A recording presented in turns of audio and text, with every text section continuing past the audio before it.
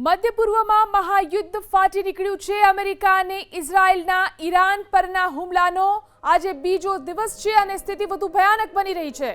ઈરાને વળતા પ્રહારમાં કુવેત અને બહેરીન જેવા દેશોમાં અમેરિકી સૈન્ય ઠેકાણાઓને નિશાન બનાવ્યા છે। અમેરિકા અને ઇઝરાયલના હુમલામાં ખામેનેઈના પુત્ર મોજતબા ખામેનેઈનું પણ મોત થયું છે। ઈરાની મીડિયાએ મોજતબા ખામેનેઈના મોતની પુષ્ટિ કરી છે।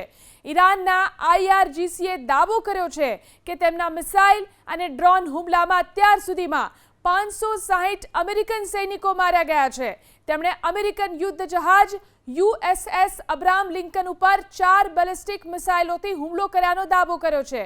તો ખામેનેઈના મોત બાદ લેબનનના હિઝબુલ્લાહ સંગઠને પણ ઇઝરાયલ અને અમેરિકાના ઠેકાણાઓને નિશાન બનાવતા રોકેટ અને મિસાઇલ હુમલા કરવાનું શરૂ કરી દીધું છે। મધ્ય પૂર્વમાં મહાયુદ્ધ ફાટી નીકળ્યું છે। અમેરિકા અને ઇઝરાયલના ઈરાન પરના હુમલાનો આજે બીજો દિવસ છે અને સ્થિતિ વધુ ભયાનક બની રહી છે। ઈરાને વળતા પ્રહારમાં કુવેત અને બહેરીન જેવા દેશોમાં અમેરિકી સૈન્ય ઠેકાણાઓને નિશાન બનાવ્યા છે।